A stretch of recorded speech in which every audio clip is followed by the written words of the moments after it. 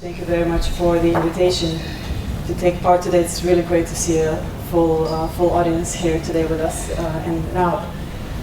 So my task is to continue, in fact, in the temporal trend of acute heart failure to post-acute treatment and follow-up of these patients. And indeed, when we talk about heart failure, we know that each hospitalization for heart failure event is really a key driver for disease burden in our patients with heart failure. It is indeed one of the leading causes of hospitalization, especially in the elderly, but not just the elderly. We, of course, all see very young patients with such admissions. We need to have in mind that the readmission rates after hospitalization for heart failure can be as high as 30% in the next 2 to 3 months. And also, importantly, around 1/3 of these patients will die within 1 year of a heart failure hospitalization. So it's really crucial to utilize these events also to our advantage to manage these patients over time. What we also know is that each heart failure hospitalization may portend the next one, and unfortunately the survival for patients with such hospitalizations deteriorates over time with the number of hospitalizations. And even if we look at the overall cardiovascular mortality of an event such as a heart failure hospitalization compared to other important, for instance, atherosclerotic events, and compare these outcomes, we can see that hospitalization for heart failure trumps, unfortunately, the other serious events in the sense of mortality. It's not just about survival, it's also about the quality of life, and when patients with heart failure were interviewed, how these events impact their life quality, you can see that this is one of the worst predictors of worse patient quality of life as well. Well, luckily, also in the transition from an acute heart failure event to chronic care, we do have certain advantages, such as the fact that for chronic heart failure, especially heart failure with reduced ejection fraction, we today have very clear 4 pillars of treatment, disease-modifying therapies. Nowadays, even for heart failure with preserved ejection fraction, we have 1 pillar, which is much more than we had several years ago, when none of these other therapies were shown to work. So there are ways of improving morbidity and mortality in patients once they turn into the chronic phase. What is also very important, we can really add life and years of good quality of life in these patients. Interesting analyses have shown that with contemporary GDMT in heart failure with reduced ejection fraction, and this is the quadruple therapy in a patient that is 55 years old, we can prolong their life free of heart failure hospitalization for around 8.3 years compared to conservative old heart failure treatment approaches. Nevertheless, unfortunately, in large registries, and this is the CHAMP-HF registry, is a US-based registry, you can see that a lot of these therapies are not applied in our patients with heart failure induced ejection fraction. Around 1/3 of the patients are not on beta blockers, around 1/4 of the patients are not on an ACE, ARB, or ARNI, and a vast majority, in fact, of patients are unfortunately not on an MRA inhibitor. But we should be able, and it's really our task, to use each hospitalization for heart failure as a time point when we can impact their outcomes. We also know that the discharge from a heart failure hospitalization is a very vulnerable period. As I mentioned, they may be readmitted soon, and approximately 10% of them will die within one month of such an event.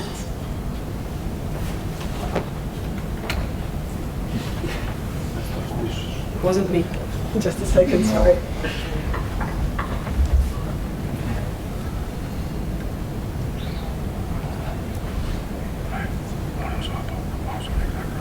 Here we are. Sorry about that. So time is of essence really here. Just as during heart failure hospitalization, time is of essence, we also need to use the time right after it to our advantage. And luckily we do have a lot of data.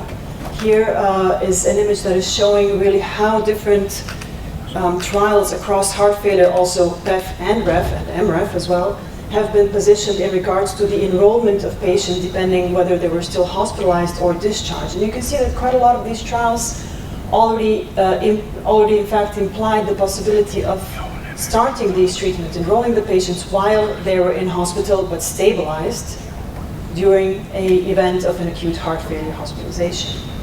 For instance, from these trials, and the more recent ones, we do know that SGLT2 inhibitors, which are the medications that are Now we have the latest data in both in heart failure reduced and preserved ejection fraction, portends statistical significance 12 and 18 days after randomization. So very, very soon after we initiate these medications, around 2 weeks, we are already reducing the morbidity and mortality of our patients. Similar results were shown with dapagliflozin in heart failure with reduced ejection fraction. The early benefit was at 4 weeks, while also very recently we have data from the DELIVER trial, dapagliflozin in heart failure with preserved ejection fraction, where interestingly the time to effect of treatment, so the reduction of morbidity and mortality, was already also present after 13 days. So once we start these treatments, we are really impacting their outcomes very, very soon. Another point that is important, why we should be using these events to our advantage, and the patient's advantage, of course, together, is that it is known that early treatment initiation in the hospital is associated with improved adherence. Adherence is a very important issue with our patients with heart failure because we know that quite often it may be suboptimal.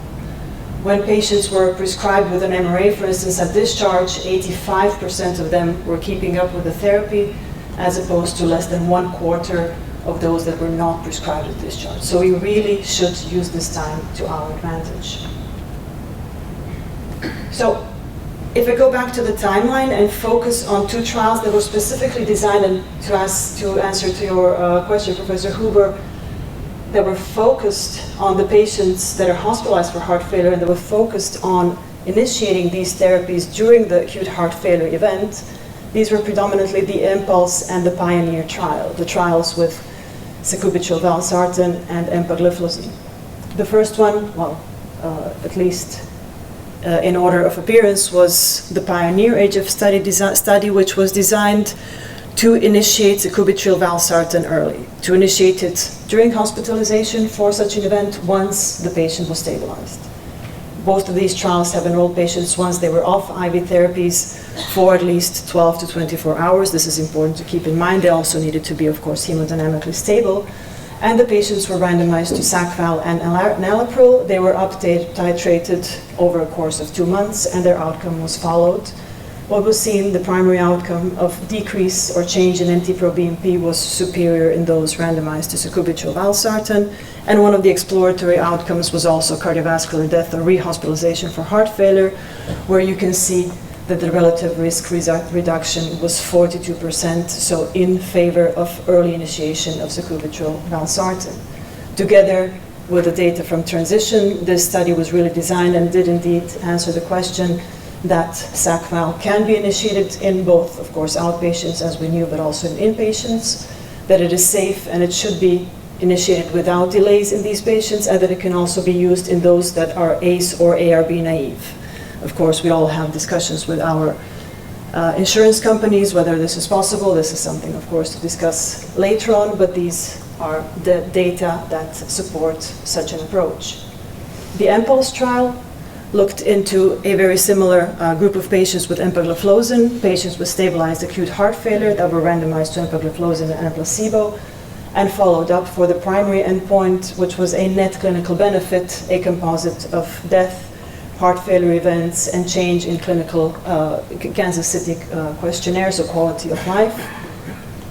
Indeed, those that were randomized to empagliflozin had an overall clinical benefit of 36%, an improvement compared to those that were on a standard of care. So again, a trial that has enrolled the patients in this vulnerable period, once stabilized, but with early initiation of therapies.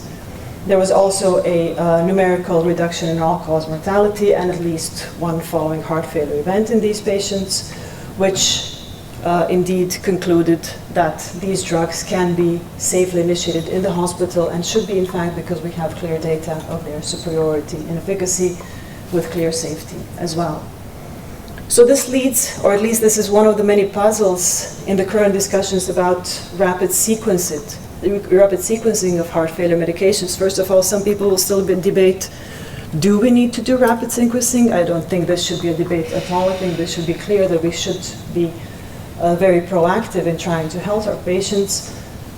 And perhaps we all know some conventional approaches that would suggest start with an ACE inhibitor, move to beta blocker, an MRA, etc., in your patient's course. However, different approaches of rapid sequencing have been published and have been suggested, such as once the patient is stabilized, in day 1, initiate an SGLT2 inhibitor and initiate other neurohormonal blockages at low doses. Overall, the combinations are many, and they really depend on the phenotype of our patient. Some of them will have lower heart rate, some of them will have lower eGFR values, some of them will have lower blood pressure values, but we need to choose how to optimally and how to quickly titrate these therapies in order to provide the benefit that I have been mentioning to our patients. Different approaches have been detailed. I will, of course, not go into them right now. It's just here to say that we don't all need to agree on the approach that we take with every given patient. This can be individualized, but should be proactive and rapid. So how should we follow up the patients? How often should we follow up the patients once they are discharged? Sometimes the patients will see us after 6 months, which is terrible. In a somewhat better scenario, they might see us in 3 months, which is still pretty bad. What the guidelines say is that we should actually see them 1 or 2 weeks after discharge. And this is with the class of recommendation 1, level of evidence C. What we should do at that time is monitor their signs and symptoms of heart failure, volume status, blood pressure, heart rate. We should do some basic lab measurements such as kidney function, potassium, perhaps monitor the natriuretic peptides, and further optimize their treatments according to these findings. Why? Because in retrospective data, it has been shown that this is associated with improved survival at 30 days outcomes. What I would like to draw our attention to also is the STRONG-HF trial, which was a trial that is focused towards safety, tolerability, and efficacy of rapid optimization of GDMT in patients with heart failure with reduced ejection fraction, helped by Pro and T-proBNP. And what in fact the trialists in this trial wanted to do is target the population of patients with heart failure and reduced ejection fraction that were hospitalized for an acute heart failure event, but those that were not optimally treated with oral medications. So you can see the combinations that are listed here. Essentially, they were not on one of the main classes of medications and on 50% or less of the recommended doses of others, and should have had an NT-proBNP greater than 2,500 during their initial heart failure hospitalization. And the algorithm actually shows... Yeah. So I'm sorry for the little bit of the twitches in the slides. The algorithm follow-up in these patients essentially compares 2 approaches in their care. One is the high-intensity care, which meant that before discharge, the patient should be on study therapy of, if attainable, half dose of the maximal ones, which we all know what it implies in heart failure with reduced ejection fraction. And they were followed up meticulously. They were followed up weekly at week 3, 4, 5, 6, when their natriuretic peptides, renal function, blood pressure, volume status were assessed, and their medications were up-titrated depending on blood pressure, potassium, eGFR, etc. values. The other patients were a part of the usual care, so they were not seen as frequently. In fact, it is better to understand this on the chart of the visits, where you can see that those with the full in the aggressive dose approach were seen frequently by their physicians, while the grayed out area was implied that those on the standard approach, on the less aggressive approach, were not seen at these time points, but only later at day 90, so 3 months. And each of us can think for ourselves, is this when we actually see the patients after discharge, to have their, of course, physical exam, labs, and titration of therapy done. Today, there was a press release saying that the DSMB of this trial has recommended to terminate the study early due to a significantly lower risk of the primary endpoint, which was 180-day all-cause death or heart failure readmission in the high-intensity care arm compared to usual care arm. It has been announced that the data will be presented at AHA this year, so we all look forward to it. And this really tells us that so far we knew these data from single lines of medications, but now we know that a quadruple pillar approach with a very intense up titration arm is superior to a more passive approach in our patients with heart failure and reduced ejection fraction. So ultimately, we have been talking about the whole pathway of patient care in this session today. All of them are important. We won't get to the pre-discharge and long-term management if the patient doesn't survive the very first treatment approaches when they're in fact hospitalized for acute heart failure. So clearly all of this is pivotal, primarily the immediate care. However, we should not forget about early post-discharge care, the way we discharge their patients, did we introduce all of the relevant medications if possible, and how to see them again. Now, in the Croatian realm, all of you will say, well, how can I see my patient again in 1 to 2 weeks? There are ways that we might discuss of doing this. Clinics such as the GDMT optimization, up titration clinics have been created in the US for a while ago. They are led by nurses. We are training our nurses towards specialized care, so we hope that this will be a reality one day. Pharmacists can be of help, our fellows can be of help as well, but we do have to bear in mind that this can mean a lot to our patients. Thank you very much.